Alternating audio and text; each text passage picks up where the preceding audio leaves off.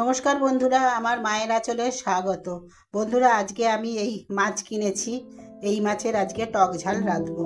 তা এই মাছগুলোকে আমাদের এখানে বলে গাবের দানা, সমুদ্রের মোরলাও বলে। তা এই মাছের আজকে আমি টক ঝাল রাঁধবো। তা আগে এগুলোর আমি নুন মাখিয়ে রেখেছি, কেটে ধুয়ে। তা এখন একটু হলুদ মাখাবো।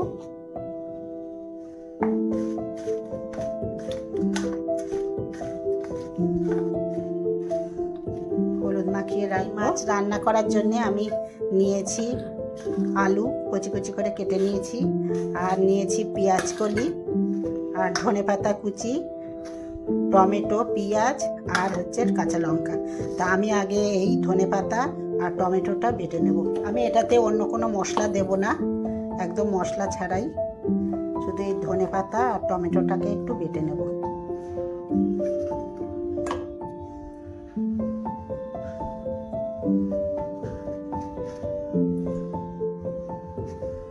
আর এর মধ্যে কাঁচা লঙ্কা দিয়ে দেবো, দিয়ে এটাকে বেটে এটাকে একটু পেস্ট করে নিচ্ছি।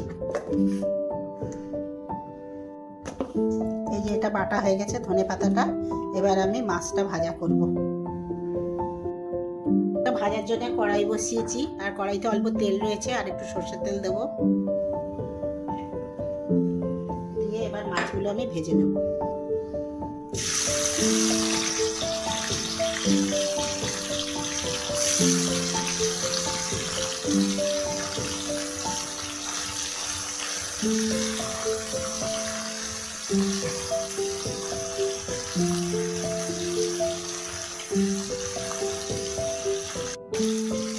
মাছগুলো এবার উল্টে দেবো।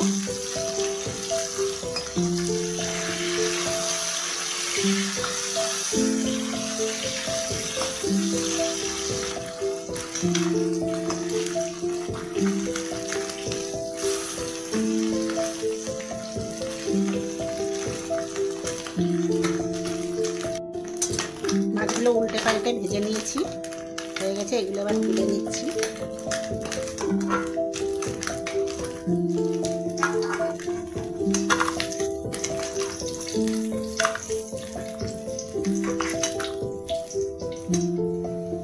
মাছগুলো ভাজা হয়ে গেছে, তাই এই তেলে আমি দেবো একটুখানি পাঁচফোড়ন। যেহেতু মাছের টক করবো তাই একটু পাঁচফোড়ন দিচ্ছি। এবার একটু পেঁয়াজ দেবো।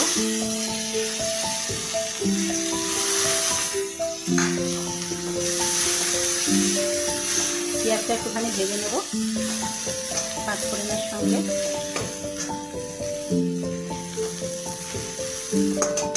পেঁয়াজটা একটু ভেজে নিয়েছি, এবার আলু আর পেঁয়াজ কলিটা দিয়ে দেবো।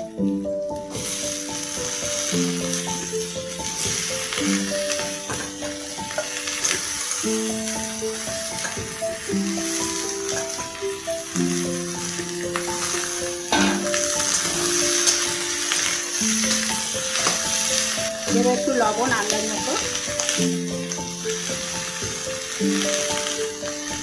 আর একটু হলুদের গুঁড়ো।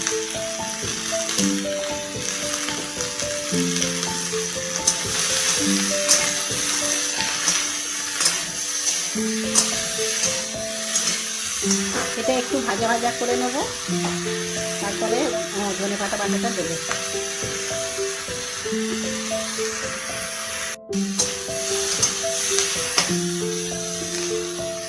এটা একটু ভেজে নিয়েছি, এবার আমি এই বাটাটা দেবো, ধনেপাতা আর টমেটো বাটাটা।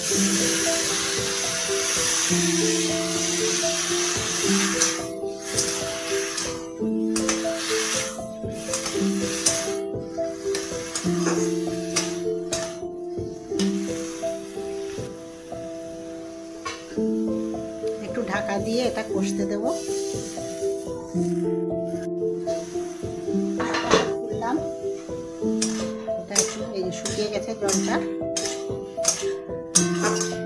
ভালো করে কষিয়ে নিয়েছি। এবার এর মধ্যে জল দিয়ে দিচ্ছি।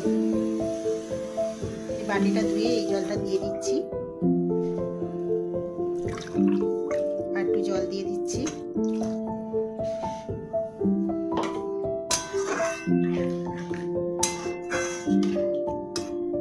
দিয়ে এবার এটা ঢাকা দিয়ে সিদ্ধ হতে দেব।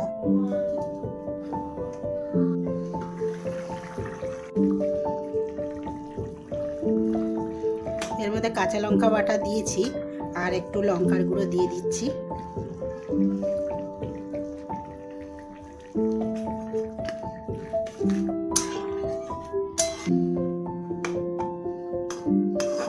আলুগুলো এখনো সিদ্ধ হয়নি, তা আর একটু ফুটবে, আর একটু আমি ঢাকা দিয়ে এটা সিদ্ধ হতে দিই।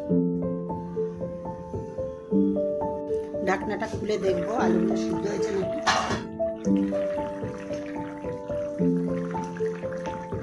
হ্যাঁ, আলুগুলো সিদ্ধ হয়ে গেছে। এবার আমি দেবো একটু আমচুর পাউডার টক হওয়ার জন্যে। এটা তেঁতুলও অনেক দেওয়া যায়, তেঁতুল জল, তা আমার আমচুর পাউডার রয়েছে, তা আমি আমচুর পাউডার দিলাম। এবার আমি মাছগুলো দিয়ে দেবো।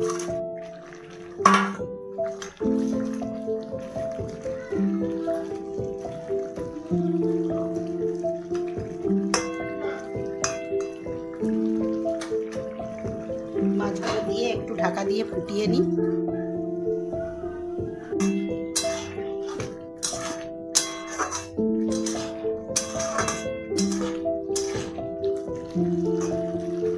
হয়ে গেছে আমার মোরলা মাছের টক।